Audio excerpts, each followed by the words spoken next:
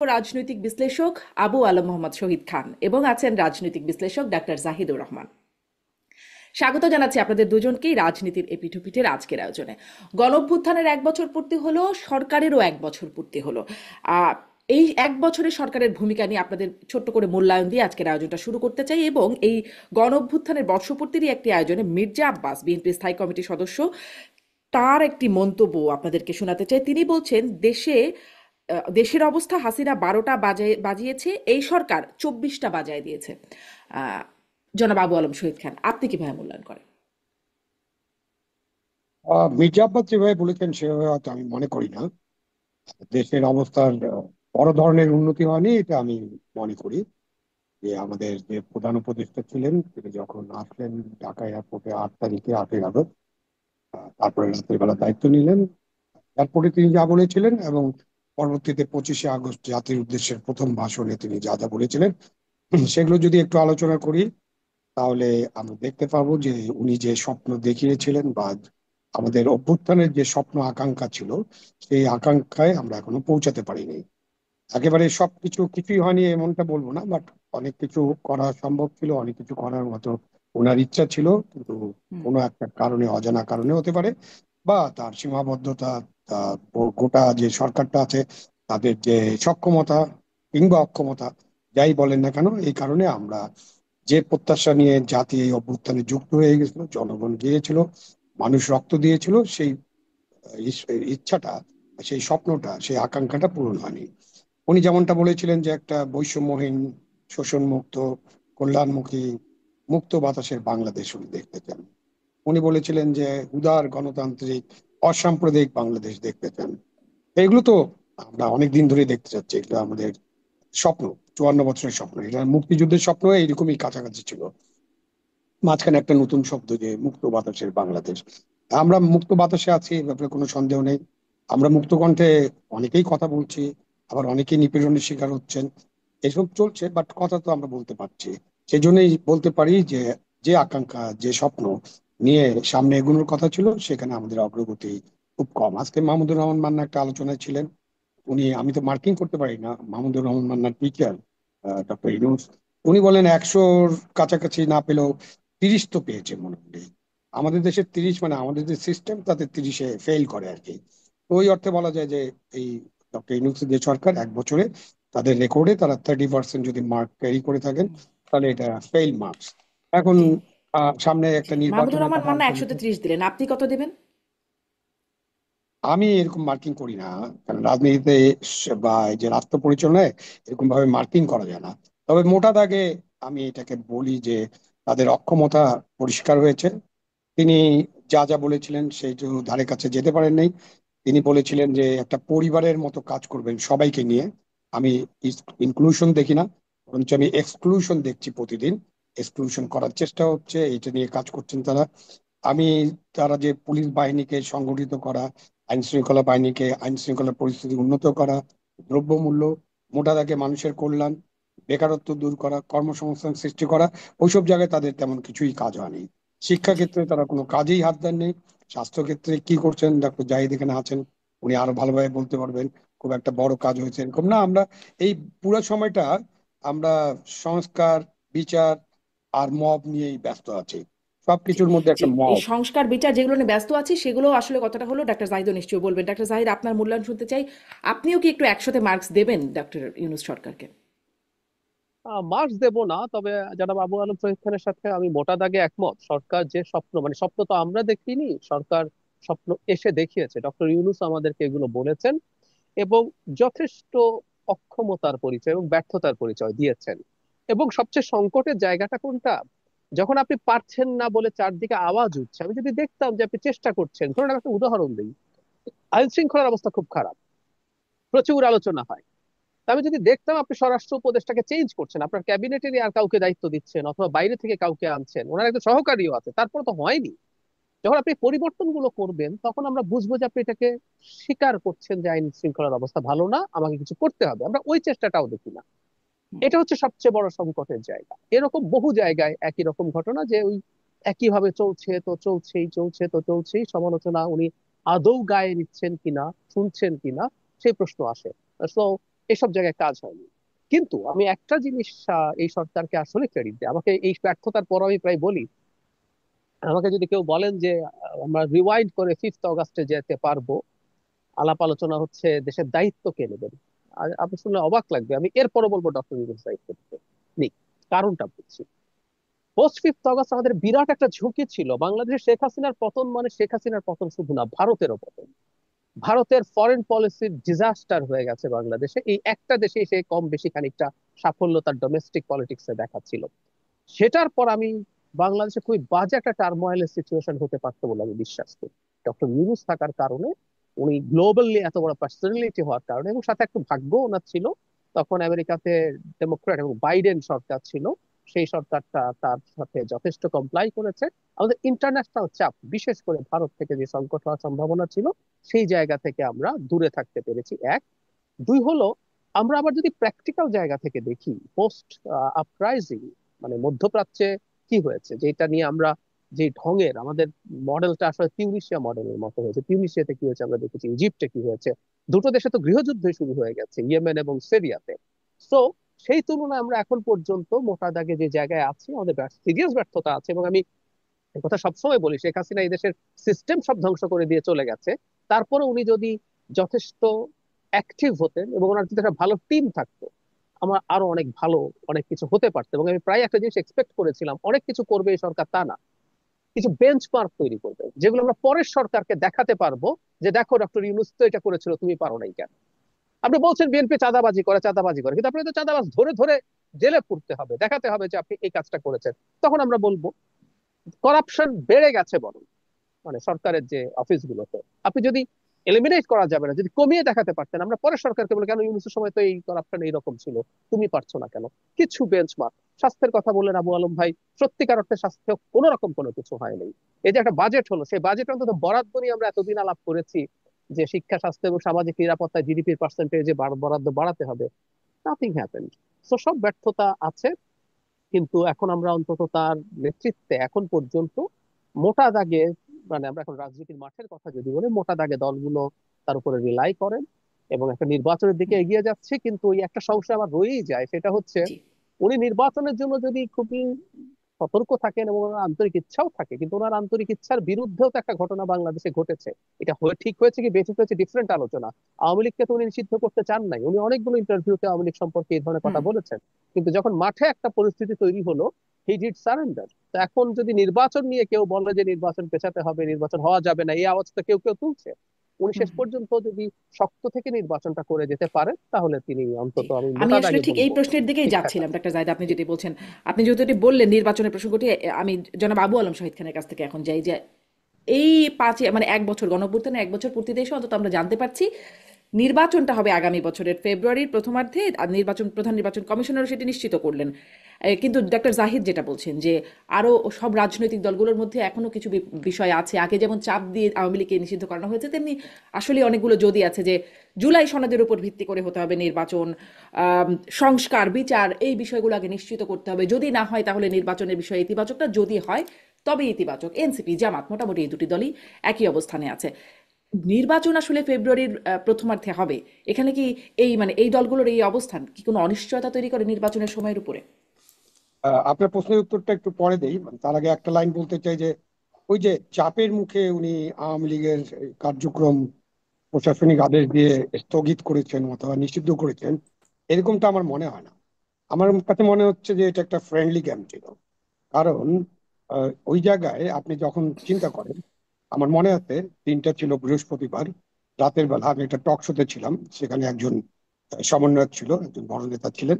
হঠাৎ করে তার ফোনে একটা মেসেজ আসলো যে আমাদেরকে এখন ইনুস সাহেবের বাসার সামনে যে ঘেরাও করতে হবে। তো উনি হতবাক হলে, আমি বললাম যে কি ব্যাপার, কি হয়েছে? বলে, না দেখেন এখন এই রাতের বেলা, এখন 11:30 বেজে গেছে, কোথায় লোকজন পাবো, কিভাবে যাব, কিন্তু যেতে তো হবে, আমার এখন বাসায় যে কোনো রকম খেয়ে আমি চলে যাব। এটা হলো শুরুটার কথা বললাম। শুক্রবারে সকালবেলা ওখানে স্টেজ বানানো হলো।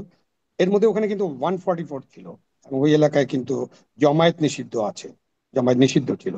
তা এখন আপনি এনসিপি নামে একটা দল এটা করতে গেল, শুক্রবারে ওখানে স্টেজ করা হলো, তারপরে অন্যান্য লোকেরা আসলেন, জমলেন, তারপরে আবার শাহবাগে গেল, শাহবাগ থেকে আবার ইন্টারকন্টিনেন্টাল মোড়ে আসলো, তো এটা তো তখন তো পুলিশকে আমরা 144 ভঙ্গ করার জন্য কোনো ব্যবস্থা নিতে দেখিনি, যেটা আমরা পরবর্তীতে অন্যান্যদের ক্ষেত্রে দেখেছি।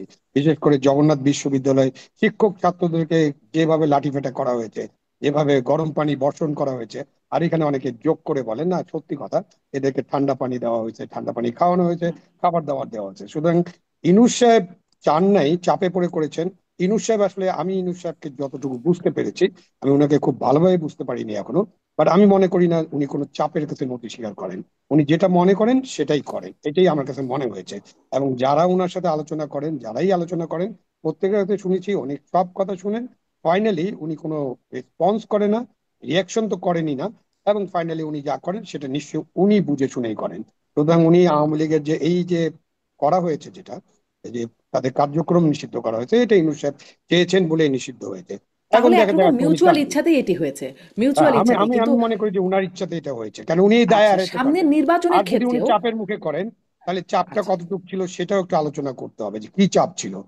কতজন মানুষ, বাংলাদেশের 12 কোটি ভোটার, আর সারা বাংলাদেশে কি এরকম সংগ্রাম হয়েছে কিনা, সারা বাংলাদেশের মানুষ এরকম ঐক্যবদ্ধ হয়েছে কিনা, বা কত সংখ্যক মানুষ এটা চেয়েছে। তো সুতরাং ওগুলো আলোচনা করলে আপনি ওই ওই চাপটা অনেক বড় চাপ ছিল না। আপনি এখন দেখেন যে আপনি নির্বাচনের কথা বলছেন, উনি একটা নির্বাচনের তারিখের মতো দিয়েছেন যে ফেব্রুয়ারিতে রমজানের আগে নির্বাচন হবে, এবং উনি তার ভাষণে বলেছেন একটা চিঠি দেবে, এবং পরের দিন তার মুখ্য সচিব একটা চিঠিও লিখেছেন। এখন সো ফার সো গুড। কিন্তু মাঝখানে এখন যে এই যে জামাতে ইসলামী, এনসিপি যাদের কথা বলছেন, ইসলামী দল, তারা একটা নতুন পিআর সিস্টেমের বিষয়টা সামনে আনলো। এবং এটা কিন্তু আপনার যে আলোচনা হচ্ছিল যে আমাদের যে কিছু কিছু সংস্কার করতে হবে, বা অনেক কিছু সংস্কার করতে হবে, অনেক মৌলিক সংস্কার হয়তো করতে হবে, সেই আলোচনায় পিআরটা কোনো বড় ইস্যু ছিল না। এখন তারা এটাকে বড় ইস্যু করছেন, এবং এনসিপি তো বলেই দিয়েছে যে তারা নির্বাচনে যাবেন না, আরো কিছু কিছু দাবি যদি তাদের পূরণ না হয়। এইটার ক্ষেত্রে যদি আমরা আওয়ামী লীগের যে কার্যক্রম নিষিদ্ধকরণ, সেটার যে চাপটা, সেই চাপের চেয়ে একটু বেশি চাপ হয়ে যাবে না যখন এনসিপি, জামাতে ইসলামী, ইসলামী দলগুলো একসাথে যদি এটা করে, এবং তারা যদি নির্বাচন করতে না চায়, এবং আওয়ামী লীগ যদি নির্বাচনের মাঠে না থাকে, তাহলে কি নির্বাচন হবে? এটা কি কোনো নির্বাচন হবে যে নির্বাচনটা জনগণের কাছে, মানে বাংলাদেশের মানুষের কাছে গ্রহণযোগ্য তো হবেই না। এবং কি আমাদের যারা বন্ধু রাষ্ট্র আছে, ইন্টারন্যাশনাল একটা স্ট্যান্ডার্ড আছে, সেটাতে আমরা সেটা থেকে দূরে থাকতে পারবো না। আমি ভারতের কথা চিন্তা করি না, ভারতের কোনো ইন্টারন্যাশনাল স্ট্যান্ডার্ড ওরা কি চায় এটা নিয়ে আলোচনা কিছুই নেই। বাট আমাদের যে ইন্টারন্যাশনাল স্ট্যান্ডার্ড আছে, সেখানে তো এটা গ্রহণযোগ্য হবে না। সেই জন্য আজকে একটা আলোচনা আমি বলেছি যে একটা জিনিস হতে পারে, যে আপনারা যারা জাহিদ যারা ছিলেন, বৈষম্য বিরোধী আন্দোলনে একসাথে কাজ করেছিলেন, কাঁধে কাঁধ মিলিয়ে, এবং অনেক মানুষের শহীদ হয়েছেন, অনেকে রক্ত দিয়েছেন, প্রত্যেক দলের, প্রত্যেক জনগোষ্ঠীর বা প্রত্যেক সাধারণ মানুষের রক্ত কিন্তু মিশে আছে এই আন্দোলনের মধ্য দিয়ে। আপনারা ঐক্যবদ্ধ হয়ে একটা নির্বাচনের আয়োজন করেন, এবং আপনারা ইনক্লুসিভ নির্বাচন করেন। আওয়ামী লীগের অপরাধী যাদের বিচার হচ্ছে তাদের বিচার করেন, এবং আওয়ামী লীগের অপরাধীদের বিচার চলতে থাকুক, তাদেরকেও সুযোগ দেন। আপনারা ঐক্যবদ্ধভাবে নির্বাচন করে নির্বাচনের মধ্য দিয়ে আওয়ামী লীগকে ঐক্যবদ্ধ পরাজিত হবেন করেন, কি করে? পরাজিত ঐক্যবদ্ধটা করেন। হবেন কি করে? মানে গণ অভ্যুত্থান যারা করেছেন তারাই তো আসলে সেই এনসিপি, এই জন্য তো তাদের মানে ঐক্যবদ্ধ হতে প্রধান বলছি। প্রথম সারিতে তো যে তারা আছেন। ঐক্যবদ্ধ হওয়ার বিষয়টা হচ্ছে যে যারা এখন বিভিন্ন কথা বলছেন, প্রত্যেকের হলো পার্লামেন্টে তাদের ভাগ চাই।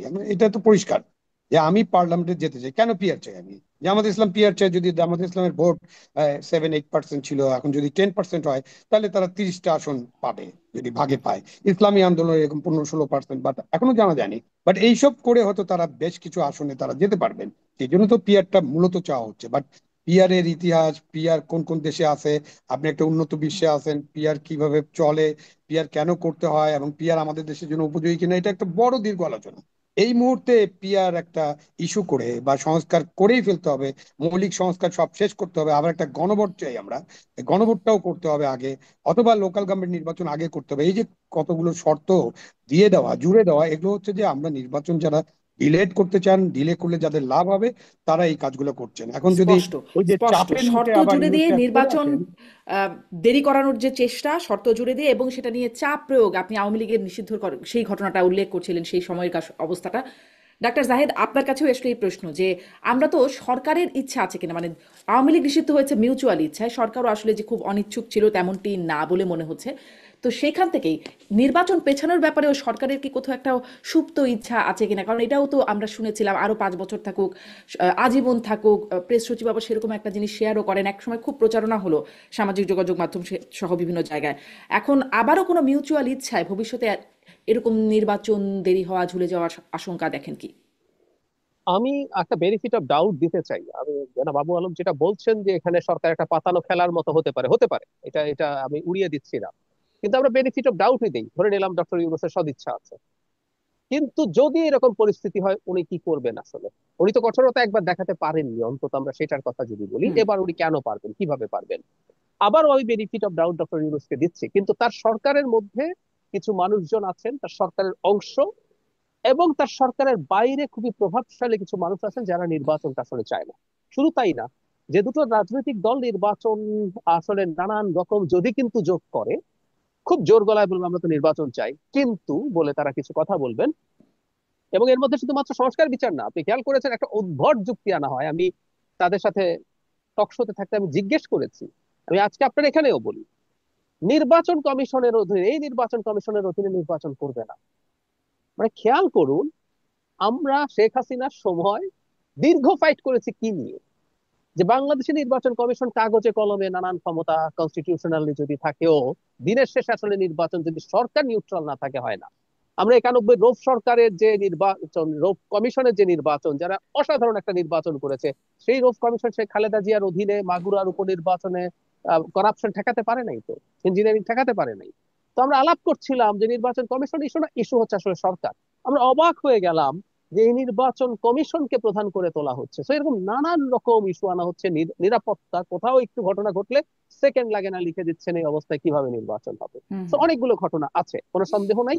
কারণ এই দুইটা দল ডিফ্যাক্টো অনেক পাওয়ার তারা এনজয় করছে এখন।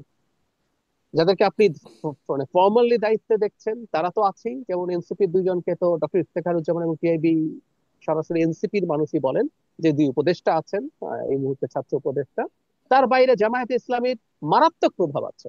আমরা আমাদের আশপাশের পরিচিত মানুষদের কাছ থেকে বিভিন্ন বদলি, পদোন্নতি, তারপরে বিভিন্ন জায়গায় পদায়ন, টেন্ডার, বিভিন্ন জায়গায় তাদের বিরাট প্রভাব আছে। এখন খেয়াল করে আমি একটা নর্মালি বলি, আমি একটা সহজ অঙ্ক দেখাই আপনাকে। কেউ কেউ বলেন এটা ফ্যাক্ট, বিএনপিরও প্রভাব আছে এই সরকারের উপরে, তারা বিভিন্ন ক্ষেত্রে প্রভাব রাখতে পারে। আমরা যদি ধরি তিন দলের মধ্যে সমান ভাবে আপনি ভাগ করে দিলেন প্রভাব, তিন দল 1/3 করে, নির্বাচন যখন হবে বিএনপির হাতেই 100 ভাগ চলে যাবে।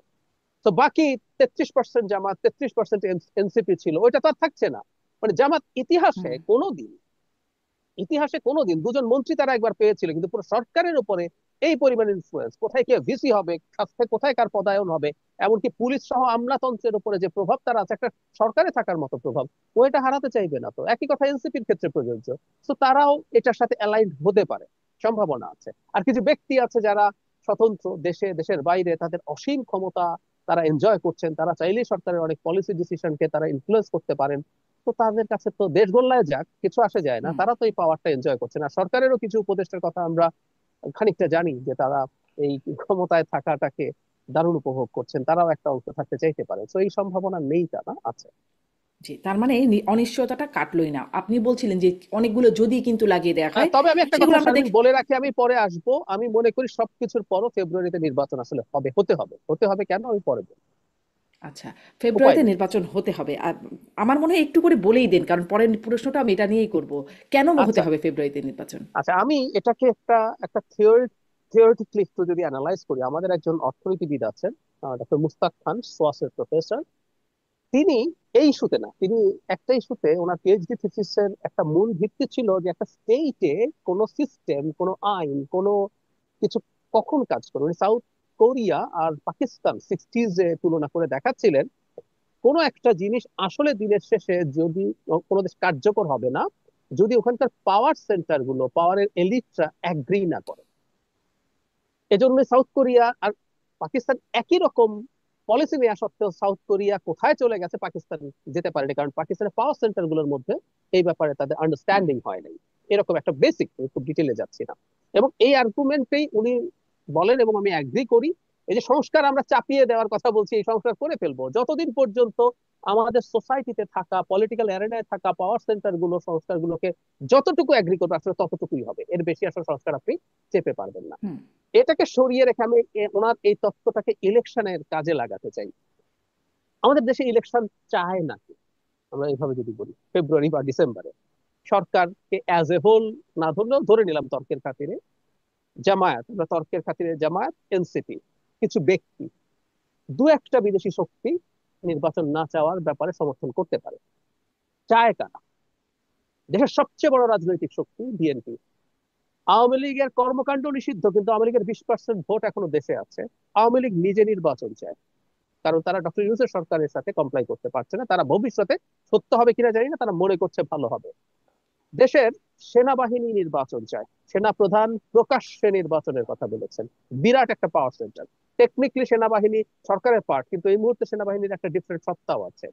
দেশের বিজনেস পিপল, দেশের ব্যবসা বাণিজ্যের অবস্থা কিন্তু প্রচন্ড খারাপ। আমি বিশাল বড় ব্যবসায়ীর সাথে কথা বলে দেখেছি, এবং একেবারে প্রান্তিক ব্যবসায়ীর সাথে কথা বলে দেখেছি, পাড়ায় যিনি মুদি দোকান চালান, আমি দেখেছি প্রত্যেকের ব্যবসার অবস্থা খারাপ। অর্থনীতির জিডিপি গ্রোথ এখন 3-এর নিচে নেমে গেছে, কারোই অবস্থা ভালো না। তারা সবাই অ্যাজ আর্লি অ্যাজ পসিবল নির্বাচন চাইছে।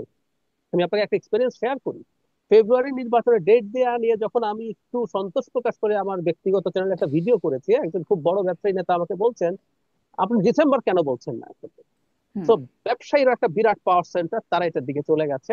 ব্যুরোক্রেসি মোরলেস ইলেকশনের দিকে, জনগণ ইলেকশনের দিকে, এবং এবং জরুরি কথা, বিদেশি কিছু শক্তিও এখানে ইলেকশনের পক্ষে আছে। তো আপনি যদি দুটাকে পাল্লায় ওজন দেন, দেখবেন নির্বাচন চাওয়ার সেই ক্ষেত্রে পাল্লায় ওজন দিলে আওয়ামী লীগের নিষিদ্ধ করার সেই পাল্লাতেও বা কে ছিল? মানে সেখানে তো এনসিপি হুট করে জাবি তুলে ফেললো। আসলো কোথা থেকে বিষয়টা? আব্দুল হামিদ চলে গেল দেশের বাইরে সেই মুহূর্তে চিকিৎসার জন্য। মানে রব উঠলো, তিনি পালিয়ে গেছেন, তাকে পালাতে দেওয়া হচ্ছে, তারপরে শুরু হয়ে গেল হুট করে আওয়ামী লীগ নিষিদ্ধ করে দেওয়া হোক। তার আগে কিন্তু সেই দাবিটা যে মাঠে খুব জোরালোভাবে ছিল, তবে বিএনপি এটা বলেছে। বিরোধিতা ছিল না, এ- না পারবেন, এটা না, বিরোধিতা খুব বেশি ছিল না। আমি এটা না। নিজে ইয়ে করতে দেখেছি, এটা বিরোধিতা, এটা কথা মানি আমরা। Logical illogical is different debate. এক বছরও যায় নাই, এই দলটা যা করে গেছে, বিরোধিতা হয়নি। আমি ইলেকশনের ক্ষেত্রে বলছি, যারা চাইছে আর যারা চাইছে না, ওজন যদি পাল্লায় দেন, হুম। চাওয়ার পক্ষে পাওয়ার ব্যালেন্স মারাত্মক। আর কিন্তু ইলেকশন এখন যদি, সরকার যদি কারো কথা মেনে নেয়, কারো চাপে কাবু হয়ে যায়, অন্য চাপে কাবু হতে না চায়, সরকার তো, সরকার কি সেটা পারবে না? সরকার না, কি? সরকার একটা টাইম বম আছে বলে আমি মনে করি। সেটা হচ্ছে ইকোনমি যেদিকে যাচ্ছে, সরকার যদি ইলেকশন আনসার্টেন হয়ে যায়, যদি জানা যায় যে ইলেকশন হচ্ছে না ফেব্রুয়ারিতে, হুম। এখানে আমি নোজ ডাইভ দেবো। ইকোনমি অলরেডি যথেষ্ট খারাপ, নোজ ডাইভ দেবো, এবং মানুষ রাস্তায় নেমে আসবে। একটা কথা মনে রাখবেন, মানুষ তো এখনই যেভাবে কথা বলছে বিভিন্ন মানে আমরা সংস্কার বিচারের কথা বলবো। আমি আপনাকে একটা এক্সপিরিয়েন্স শেয়ার করি। আমি খুব রেগুলারলি সিএনজিতে করি। আমি সিএনজি ড্রাইভারদের সাথে কথা বলি যে আপনার এখন খ্যাপ কেমন পড়ে। আমি নিজে বুঝি একটা মোড়ে কি পরিমাণ সিএনজি দাঁড়িয়ে থাকে, কতটুকু বার্গেইন করা যায়, এগুলো দিয়ে আমি তার অবস্থা বুঝতে পারি। তারা বলছে তাদের অবস্থা ভালো না।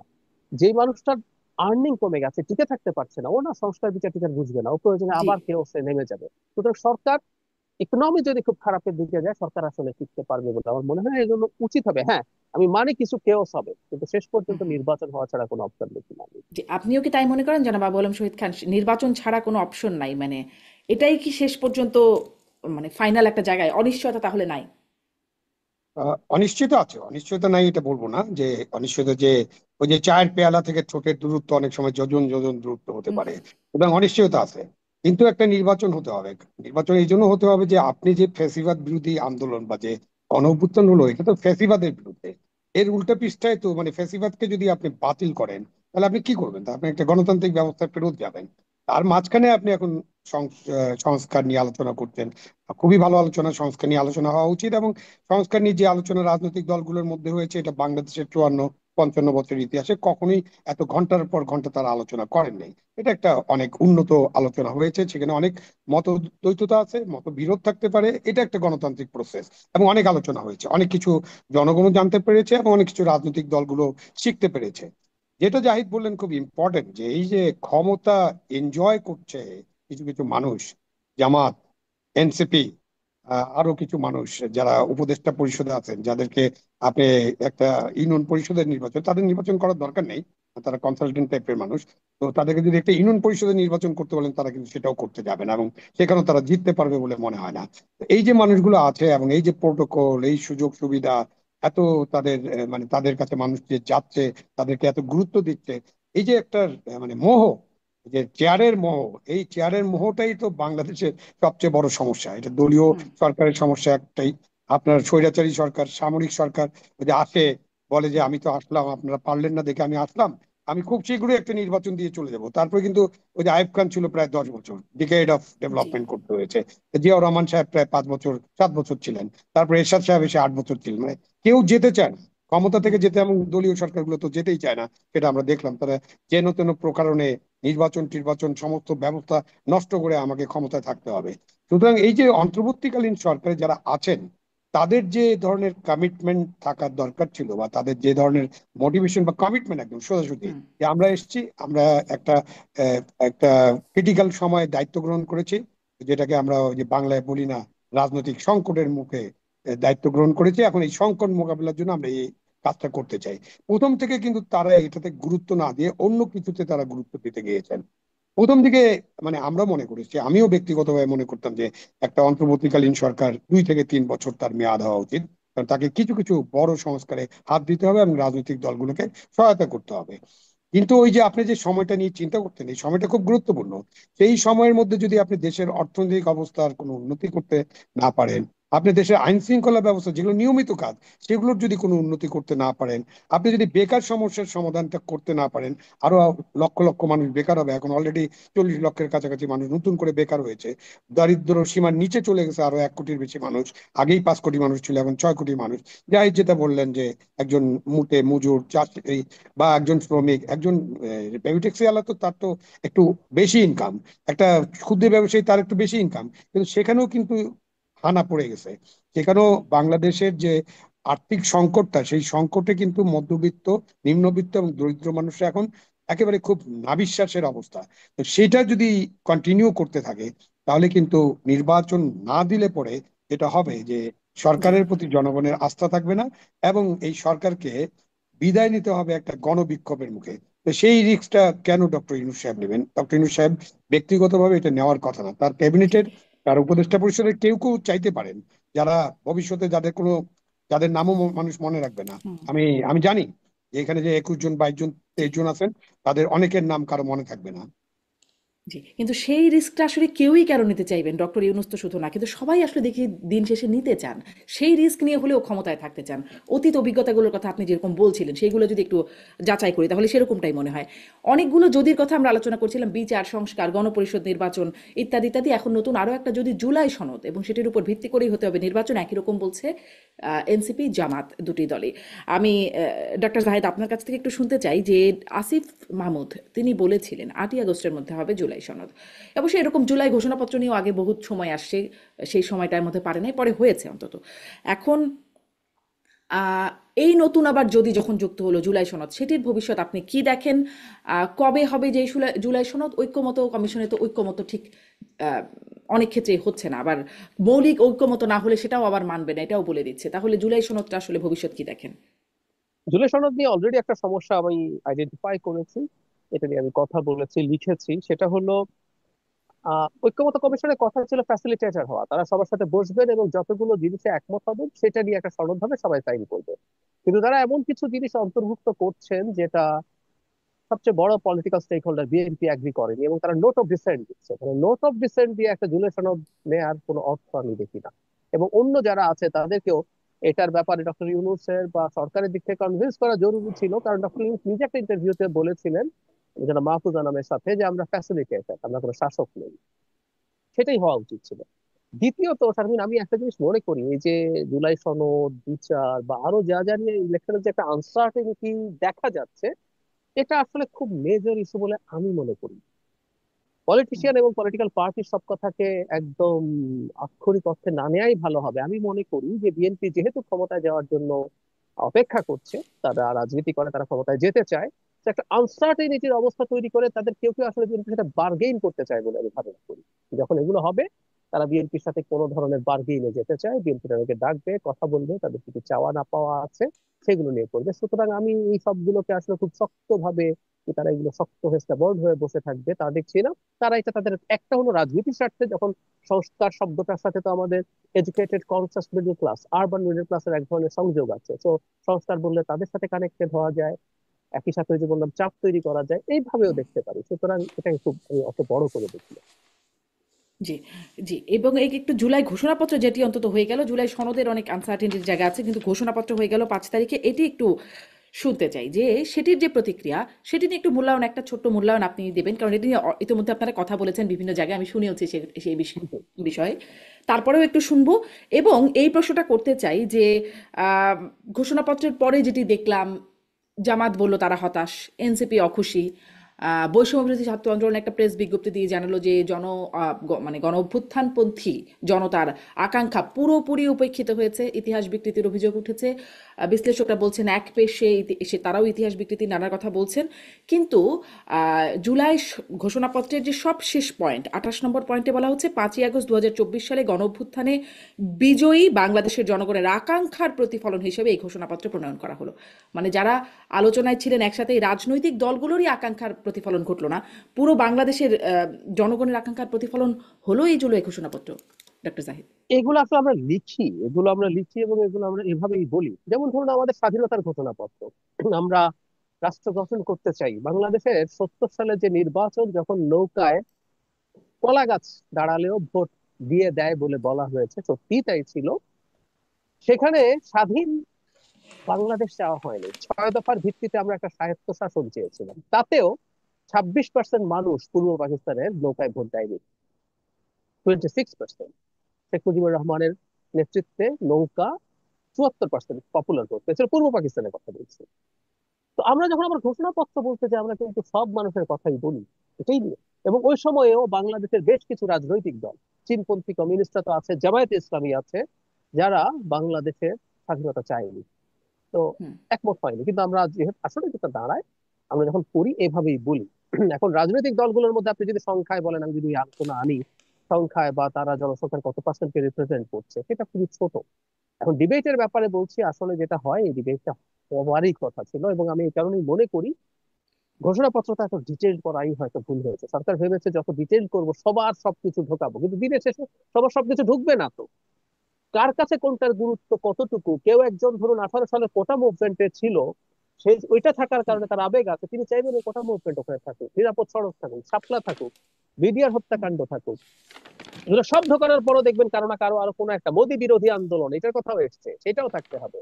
আমি যদি বলি 71 কথা না, সব আনা হয়েছে। আমি যদি প্রশ্ন তুলি 71-এর কথা আমরা যখন লিখবো, এই মাটির কিছু মানুষজন যে আমাদের রাষ্ট্র গঠনের পেছনে বিরুদ্ধে দাঁড়িয়েছে, রাজাকার আলবদর হয়েছে, তাদের সেটাও উল্লেখ করতে হবে। ধরুন আমি আমি এটা আমার হুম।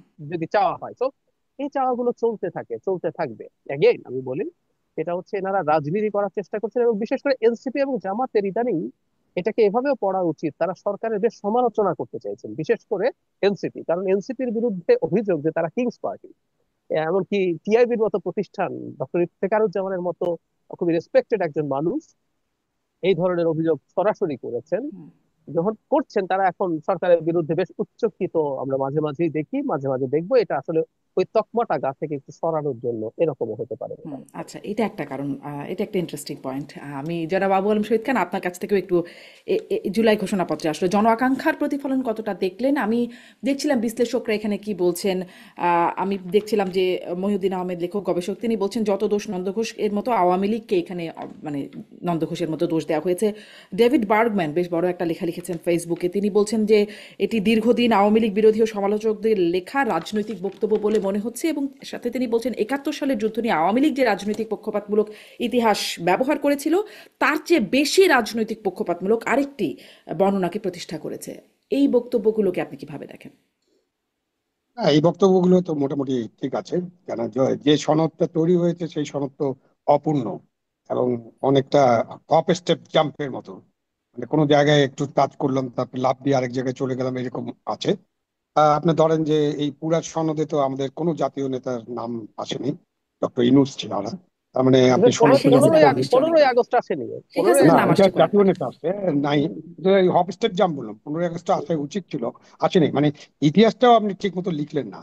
আমার কাছে মনে হয় আমার এক লাইন যদি বলি, আমি সবার লেখা টেখা অনেক লেখাই হয়েছে, সমালোচনা আছে, সেগুলো তো একদম কারেক্টলি আইডেন্টিফাই করছে। ডেভিড বার্গম্যান যেটা লিখেছেন সেটা কমপ্লিট লেখার মতো, মানে একেবারে পুরোটার ব্যবচ্ছেদ ওনার লেখার মধ্যে আছে। আমি এক লাইনে যেটা মনে করি, ডক্টর ইউনূসের এর বেশি কিছু করার ছিল না। উনি কোনো পক্ষকেই সন্তুষ্ট করতে পারছিলেন না। এখন তো এটার একটা বিপ্লবী সরকার করতে হবে, হুম, বিপ্লবের ঘোষণা দিতে হবে। ওই যে আমাদের যে স্বাধীনতার ঘোষণা, হুম, ৭০ সালের নির্বাচনে আমাদের স্বাধীনতা নিয়ে কিন্তু আমরা নির্বাচন করি নাই, এটা ঠিক। কিন্তু আমাদের উপর যখন অন্যায় যুদ্ধ চাপিয়ে দেওয়া হলো, তখন কিন্তু আমরা ওই ঘোষণাটাকে তৈরি করছি আমাদের প্রবাসী বাংলাদেশ সরকার বা মুজিবনগর সরকার, বা আমাদের প্রথম বাংলাদেশ সরকারটা গঠন করার পটভূমি হিসাবে। সেই জন্য ওই জায়গাটাতে আমরা পরিষ্কারভাবে লিখেছি যে কি কি ঘটনার মধ্য দিয়ে আমরা অতিক্রম করেছি, এবং এখন কেন আমরা একটা স্বাধীন বাংলাদেশের কথা চিন্তা করছি। এবং ওই যে ঘোষণা, ওই ঘোষণার কিন্তু কমন পয়েন্ট হয়েছে যেহেতু এবং সেহেতু, এগুলো মোটামুটি কপি করা হয়েছে। বাট সাদামাটা ভাবে জুলাই সনদ, এটার কোনো মানে এই ঘোষণা, সনদ তো না, ঘোষণা, এই ঘোষণা আমার কাছে কোনো তেমন কোনো মূল্য বহন করে না। হুম। এটা খুব একটা কিন্তু আপনি বলছেন ডক্টর ইউনূস নর্মাল মানে দলিল হয়ে গেছে, কোনো আর দলিল নাই কিছু এটা, করারও এটা ছিল এক না, কিন্তু ধরনের বয়ান।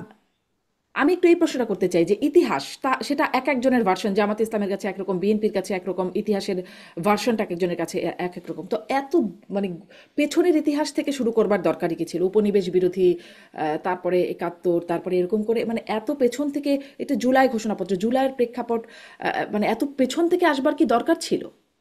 না, আপনি 15-16 বছর রাখলেও পারতেন, এটা আপনি ঠিকই বলেছেন। বাট আমরা তো 47-এ যেতে চাই। আমরা তো মনে করি 47 না হলে 71 হতো না। অনেকে মনে করেন, অনেকে কনভিন্স। আপনি 71-কে স্যান্ডউইচের মধ্যে ফেলানোর জন্য, 71-এর যে মহান মুক্তিযুদ্ধ, 71 যে একটা ইতিহাস, হুম, এবং সেই ইতিহাসের যার পুনরাবৃত্তি হবে না, নতুন করে বাংলাদেশ স্বাধীনও হবে না।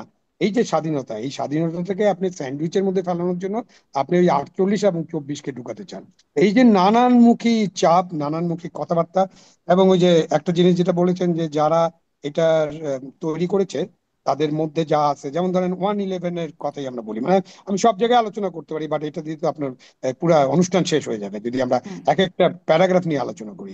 আপনি 111-এর কথা যেটা বলা হয়েছে যে 111 একটা ষড়যন্ত্র ছিল, আমি খুব পোলাইটলি এবং খুবই হাম্বলি জিজ্ঞাসা করতে চাই, যখন 111 হয়েছিল তখন ডক্টর ইউনূসের কি রোল ছিল?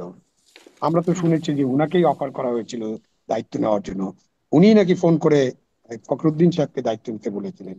উনি তখন একটা রাজনৈতিক দল ঘোষণা করেছিলেন, কিন্তু 111-এর সাথে পুরোপুরি উনি সম্পর্কিত ছিলেন। তো ওইটা ষড়যন্ত্র বললে তো ডক্টর ইউনূস নিজেই নিজের সাইন করা একটা ডকুমেন্টে বলছেন যে ওই ষড়যন্ত্রের সাথে উনি যুক্ত ছিলেন, মানে উনি ওটা লেখেন নাই। বাট 111 নিয়ে যখন আপনি এই কথাগুলো বলেন, তো তার যে তিনি তখন কি করেছিলেন এটা তার মনে রাখতে হবে। হয়তো উনি ঠিক মতো পড়েও দেখেন নাই কারা কারা লিখে দিয়েছে, সাইন করেছে। ওই যে জি। আমি কি আপনারা একটা এই কথা প্রশ্নটা বলেন একটু না, খুবই আমার জানতে সাংবাদিকরা ইচ্ছে বলেন করে। যে কই কারা হ্যাঁ, জানি লিখে দেয়, আমলারা, সব আমলারা ঠিকঠাক করে দেয়, তারপরে আমাদের এই যে মন্ত্রী, প্রধানমন্ত্রী, প্রধান উপদেষ্টা, তারা নাকি শুধু ওই সিগনেচার করে। এই যে মাফিয়া আমলাতন্ত্র বা যারা লিখছে, সেই মাফিয়ারা নিশ্চয়ই তাদের মতো করে লিখেছে, এবং ওটা ঠিক মতো তিনি হয়তো পড়তে পারেন নাই, বা তাকে তার আশেপাশে যারা আছে তারাও তাকে বুঝাতে পারেনি। তো হুম, অনেক বিষয় আছে যে বিষয়গুলো নিয়ে অনেক আলোচনা হতে পারে। আমার জি। কাছে এই যে আপনার ঘোষণা দেওয়ার স্টাইল, উনি তো 8টা বিষয়ে একটা ভাষণ দিলেন, উনার এই লক্ষ লক্ষ লোক সমাবেত করে ওইখানে কেন ঘোষণা দিতে হবে? মানে সবকিছু মিলে এটা একটা কি, এটা একটা পলিটিক্যাল রিটোরিকের মতো মনে হয়েছে। বাট এটাও জি। পূর্ণাঙ্গ একটা রিটোরিক আমার হয়নি। কয়েকটা প্রশ্ন আপনার কথা থেকে জন্মেছে, কিন্তু ছোট্ট করে আপনার কাছে ডাক্তার জাহিদ এটা একটু, যে কারা আসলে এটা লিখে দিলেন, এটা লিখলেন কে বা কারা, সেটা কি জানবার সুযোগ হয়েছে? আমি হ্যাঁ, কিছুটা মানে ঠিক আমলারা লেখেননি, এটা সরকারের উপদেষ্টা, তারপরে প্রেস টিম, এনারা মিলে সম্ভবত এটা লিখেছেন। এটা আমলারা লেখেননি, আচ্ছা। শিওর। সরকারের উপদেষ্টাদের মধ্যে কারা কারা ছিলেন জানেন? না, আমি জানি না। উপদেষ্টা এবং প্রেস টিম সবকিছু মিলে, মানে এটা মানে প্রেস উইং। সরকারের যারা পরে এসছে, মানে চাকরি হ্যাঁ। করা লোকজন, মানে যারা আগে থেকে আমলা ছিলেন তারা না। আচ্ছা, আচ্ছা। যাই হোক, এটা আমার জানবার ইচ্ছা ছিল। হয়তো সামনে যদি জানার আরো স্পষ্ট সুযোগ হয়। এই জনাব আবু আলম শহীদ খান যেটি বলছেন যে স্যান্ডউইচ, ৭১-কে স্যান্ডউইচের মধ্যে ফেলার। আপনি কি একটু বলবেন যে সেই চেষ্টাটা হচ্ছে? আর হলে কেন হচ্ছে? আমরা নাহিদ ইসলামের একটা ফেসবুক পোস্ট দেখলাম, বেশ শক্ত একটা পোস্ট। তিনি এর মধ্যে বেশ কিছু লিখছেন, অনেক কথাই লিখছেন। একটা জায়গায় লিখছেন, এই প্রজন্ম, ইংরেজিতে লিখছেন যদিও, আমি বঙ্গানুবাদ করে পড়ছি। এই প্রজন্ম ইতিমধ্যে ৭১-কে অতিক্রম করেছে। কেউ আর পক্ষে একাত্তর বা বিপক্ষে একাত্তর এই দ্বিমুখী রাজনীতিকে মেনে নিতে প্রস্তুত নয়। একাত্তর ইতিহাসে থাকবে রাষ্ট্রের ভিত্তি হিসেবে, সম্মানের নীতি হিসেবে, কিন্তু আর রাজনৈতিক বৈধতার নিয়ামক হবে না। একইভাবে 47 ইতিহাসে লেখা থাকবে, স্মরণীয় থাকবে, কিন্তু রাজনৈতিক স্বার্থে ব্যবহৃত হবে না, এই হচ্ছে কথা। রাজনৈতিক বৈধতার নিয়ামক হবে না একাত্তর, তাহলে কি 24 এখন রাজনৈতিক বৈধতার নিয়ামক? আমি তো গত তারা তো, বছর হ্যাঁ জাহিদ বলেন। হ্যাঁ, বলবেন, কিছু বলে নেন, না আমি আপনি পরে বলেন, বলছি। আপনাকে প্রশ্ন। আমি গত বছর ডিসেম্বরে, 16ই ডিসেম্বর একটা কলাম লিখেছি প্রথম আলোতে, এই চেষ্টা নিয়ে 24 দিয়ে একাত্তরকে ঢেকে দেয়া। এটা ফ্যাক্ট, 24-এ জামায়াতে ইসলামী, ছাত্র শিবির তারা ইনভলভ ছিল, বিএনপি বা সব দলই ছিল, তারাও ছিল। এটা হওয়ার সাথে সাথেই তারা একটা চেষ্টা শুরু করেছে 24-দিয়ে 71-কে মুছে দেওয়ার। মানে আমি জনাব নাহিদ ইসলামের এই চেষ্টার মধ্যে খানিকটা হলেও ধোঁকা দেখে খুবই হতাশ হয়েছে। আমি সেই জায়গায় আসবো। মানে আমরা 71 কেন ইস্যু হবে বা হবে না, আমাদের 71-এ কি রেজলিউশন হয়েছে? আজও ওই 71-এ মুক্তিযুদ্ধের সময় বিরোধিতাকারী, আমি এইভাবেও বলেছি শারমিন, আমি জামায়াতের আমির যখন আহ বলছেন যে আমরা যদি অপরাধ করে থাকি এবং সেটা যদি প্রমাণিত হয় তাহলে আমরা ক্ষমা করবো, আমি এভাবে বলেছি, খেয়াল করুন, ধরে নিলাম তাত্ত্বিকভাবে, আবার বলছি তর্কের খাতিরে, তারা কোনো ফৌজদারি অপরাধের সাথে জড়িত ছিল না, কিন্তু পাকিস্তান মিলিটারি বাংলাদেশে বা তৎকালীন পূর্ব পাকিস্তানে যে রকম মানবতা বিরোধী অপরাধ, যুদ্ধাপরাধ করছিল, বর্বরতা চালাচ্ছিল, তার পক্ষে আপনি পলিটিক্যালিও থাকতে পারেন না। এটাই গর্হিত অপরাধ, বিভৎস অপরাধ। কিন্তু এগুলোর কোনো রেজলিউশন হয়নি এবং তারা এখন রাজনীতিতে আছে। তাহলে 71 ইস্যু হবে না কেন? হতে হবে, হতে হবে। এবং বাংলাদেশ 71-ই আসলে 24-কে আমরা, কিন্তু 24 না, 90, 24 বা আমাদের 2050-এও যদি কোনোদিন একই ধরনের একটা লড়াই হয়, আমরা চাই এই ধরনের লড়াই বাংলাদেশে আর না হোক, আমরা একটা গণতান্ত্রিক ব্যবস্থার মধ্যে স্থায়ীভাবে ঢুকে যাই।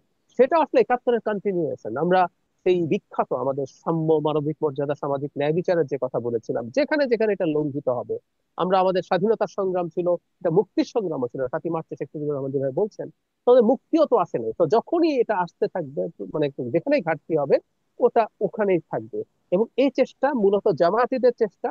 এবং জনাব নাহিদ ইসলাম অত্যন্ত পলিটিক্যাল একটা ভুল করেছেন এই ব্যাপারে, তাদের সাথে খানিকটা হলেও অ্যালাইন্ড।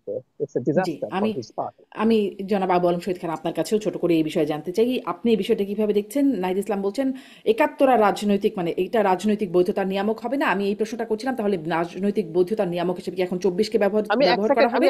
এক সেকেন্ড একটা জিনিস শুধু যোগ করে দেই। ওই যে আওয়ামী লীগ দেন। নিষিদ্ধকরণের সময় তো শিবির মাঠে ছিল, এটা ব্যাকফায়ার করেছে অলরেডি। শিবিরটা দেখেছে, তারা ওই গোলাম আজমের বাংলায় আর হুম, হুম, মানে নিজামীর বাংলায় বৈষম্যের ঠাঁই নাই। তো আমরা ফেসবুকে ইয়াংদেরকে লিখতে দেখেছি, গোলাম আজম আর নিজামীর তো বাংলা ছিল না, ওদের তো এটা পূর্ব পাকিস্তান ছিল। হুম, আজও কিন্তু ট্রোল হয় যখনই ঘোষণা, দ্যাটস ভেরি ইন্টারেস্টিং, ঘোষণাপত্রে যখন তাহের সাহেব বলছেন এটা কিছুই হয় নাই, পছন্দ করছি না, তখন ইয়াংরাই ট্রোল করছে, হ্যাঁ এখানে বাংলাদেশ লেখা হয়েছে, এখানে পূর্ব পাকিস্তান লেখা হলে ভালো হইতো। সুতরাং ইয়াংদের কাছে এটার গুরুত্ব নেই, এই কথাটা একেবারেই ভুল। ইয়াংরা 71 ভুলে নাই, ভুলবে না। হুম। এবং সত্যি কথা হচ্ছে, এখন আমরা ভুলতে দেব না। একটা কথা একটু যোগ করে রাখি, আওয়ামী লীগ 71-কে নিয়ে চেতনার নাম করে ভুল হুম, ইতিহাস, মিথ্যা ইতিহাস এবং এই সকল চেতনার নাম করে ফ্যাসিবাদ কায়েম করেছে, কোনো সন্দেহ নাই। কিন্তু আমাদের একটা 71 হয়েছে, যেটা আমাদের এই রাষ্ট্রের পুরো জন্ম এবং তার উপরে ভিত্তি করে আমাদের অস্তিত্ব, ওটাকে আমরা এভাবে 24 দিয়ে বা অন্য কিছু দিয়ে ঢেকে দেওয়া মানে হবে, এটা আমরা 24-কে হতে কেন্দ্র করে আবার নতুন কোনো ফ্যাসিবাদ কায়েম না হোক, সেটাও হতে নিশ্চয়ই একটা প্রচেষ্টার জি। জায়গা। জি, আবু আলম শহীদ খান, আপনার কাছ থেকেও সেই রাজনৈতিক বৈধতার নিয়ামক কি এখন, মানে তরুণদের কথা বলা হচ্ছে, তরুণ নাহিদ ইসলামরাও তরুণদের দল হিসেবে দাবি করেন, তো মানে 24-ই এখন রাজনৈতিক বৈধতার নিয়ামক হবে কিনা, এক। নাহিদ ইসলাম আরও লিখছেন এখন রাজনীতি হবে 24-এর মূল্যবোধের ভিত্তি করে। আমার প্রশ্নটা যেটা করছিলাম, এখানে একটা উত্তরও অনেকটা ওরকম আছে। এবং তিনি লিখছেন যারা 71-এ ফিরতে চায় তারা 24-এর নতুন রাজনৈতিক বাস্তবতাকে অস্বীকার করছে। 24-এর অভ্যুত্থান বহু রাজনৈতিক শক্তির জন্য প্রায়শ্চিত্তের সুযোগ এনে দিয়েছে তাদের অংশগ্রহণের মাধ্যমে। আম, কাদের প্রায়শ্চিত্ত হলো বলে মনে হচ্ছে? না, 24-কে নিয়ে নাহিদ ইসলাম যা যা লিখছেন, হ্যাঁ উনি সরাসরি যুক্ত ছিলেন, উনার একটা ইমোশন থাকতে পারে, ইমোশন থেকে উনি অনেক কথাবার্তা বলতে পারেন, যে ঠিক আছে উনি মনে করতে পারেন। কিন্তু এরকম মনে করার কারণে যে 24-এ অনেক কিছু নিয়ামক হয়ে গেছে। 24-এ একটা গণ অভ্যুত্থান, প্রথমে কোটা দিয়ে শুরু হয়েছিল এবং তারপরে এক দফা এবং একটা স্বৈরাচারী ব্যবস্থার পতনের অভ্যুত্থান। এটা তো একটা রাষ্ট্রের জন্মের অভ্যুত্থান না, বা জন্মের যুদ্ধ না। 71 আমাদের মহান মুক্তিযুদ্ধ, আমাদের 30 লক্ষ শহীদের রক্ত, আমাদের 2 লক্ষ মা বোনের সম্ভ্রমের ব্যাপার আছে জড়িয়ে, এবং আমরা যে মুক্তিযুদ্ধ করেছি তার মধ্য দিয়ে বাংলাদেশের জন্ম হয়েছে। এই বাংলাদেশের জন্মের ইতিহাস তো আপনি মুছে ফেলতে পারবেন না। এটা অনেক অনেক অনেক ভাবেই এগুলো ঘটেছে। এটা আবার ডক্টর ইউনূসের কাছে আমার ফেরত যেতে হয়। ডক্টর ইউনূস সাহেব তার ভাষণে বলেছিলেন পুরানদের বাদ দিয়ে দিতে আর কি, এবং একটা রিসেট বাটন চাপার একটা কথা হয়েছিল মনে হয়। তাকে হুম হুম বিবিসি তে বোধহয় কি প্রশ্ন করা হয়েছিল, তখন তিনি খুব একটা ইমোশনাল হয়ে গেছিলেন। সম্ভবত এরকম ইমোশনাল আমাদের রাজনৈতিক নেতারা হন। ওই যে নাতিত্বের কথাটা আসছিল, তো এই যে রাজনীতিতে আপনি ওই যে যখন শপথ নেন, আপনি কোনো ইমোশনাল হবেন না, আপনি ওই যে ক্ষোভ দুঃখ বেদনা আপনার থাকবে না, আপনি একটা নৈর্ব্যক্তিক ভাবে সিদ্ধান্ত নেবেন, নিরপেক্ষ ভাবে সিদ্ধান্ত নেবেন, এটা হয় না।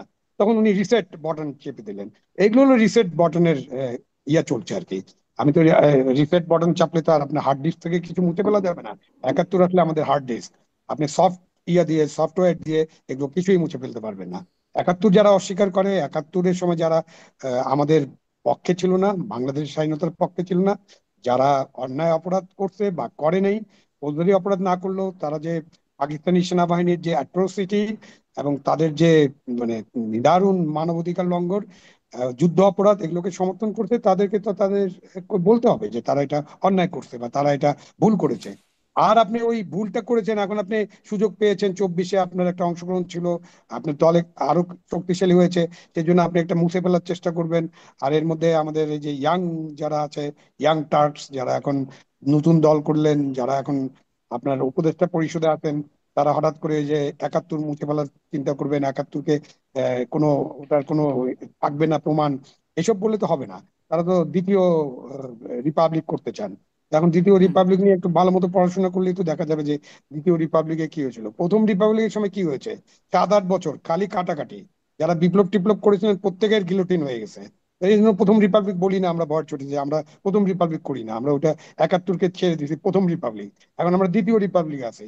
তারপর দ্বিতীয় রিপাবলিকে 1 বছরের মধ্যে আপনি নেপোলিয়নের লোককে আপনি, লুই নেপোলিয়ন, তাকে আপনারা রাষ্ট্রপতি নির্বাচন করেছেন তারা, এবং 51-তে যে উনি 2-3 বছরের মধ্যে রাষ্ট্র ক্ষমতা দখল করলেন এবং তারপরে উনি সম্রাট হয়ে গেলেন। 70 সাল পর্যন্ত এটা চলেছে। তা আমরা তো এরকম প্রথম রিপাবলিক, দ্বিতীয়, তৃতীয়, পঞ্চম এইসব করে তো কোনো লাভ নেই। আপনি দেশের মধ্যে থাকেন, দেশের অবস্থা নিয়ে চিন্তা করেন, দেশের অভ্যন্তরীণ পরিস্থিতি কি, মানুষ কোন জায়গায় আছে, মানুষের চেতনা কোন জায়গায় আছে, হুম সেটা নিয়ে আপনারা চেষ্টা করেন যে আপনার কিভাবে রাজনীতিটা করবেন। ওনারা একটা ভুল রাজনীতি করতেছেন, এই ভুল রাজনীতির জন্য ওনাদের ক্ষতিগ্রস্ত হবেন ওনারা। জি। এবং এই সুযোগটা তো আওয়ামী লীগ নিতেই চাইবে না। 71-এর পরে যদি জামাত রাজনীতি করতে পারে, 24-এর পরে তো আওয়ামী লীগও চাইতে পারে যে তাহলে আমরাও রাজনীতি না, করতে ভুলের চাইবো। সুযোগের বিষয় না, আওয়ামী লীগের বিষয়টা কমপ্লিটলি ক্লিয়ার। আওয়ামী লীগ যে যারা অন্যায়ের সাথে ছিল, যারা মানবাধিকার লঙ্ঘনের সাথে ছিল, টাকা পাচারের সাথে ছিল, লুটের সাথে ছিল, মানে এরকম আরো 20টা আইটেম আছে যে খারাপ খারাপ জিনিসের সাথে ছিল, তাদের অবশ্যই বিচারের আওতায় আসতে হবে। তাদের বিচার হতে হবে এবং তাদের ন্যায্য বিচার হতে হবে। হুম আপনি হুম এটা আবার ক্যাঙ্গারু কোর্টের মতো বিচার করতে পারবেন না। আপনার আইসিটির বিচার নিয়ে কিন্তু স্ট্যান্ডার্ড নিয়ে অনেক প্রশ্ন উঠেছে এবং প্রশ্ন জি। উঠবে। সুতরাং শেষ আপনি করব। যেভাবে যাচ্ছেন সেটা হবে না। আর আওয়ামী লীগ একটা দল যার জাহিদ মনে করেন 20%, তারা তো 46-45% ছিল। ওখান থেকে ধরুন কমতে কমতে আমরা কমাতে চাই, 40 করেন, 35 করেন, 30 করেন, আবার 20 করেন।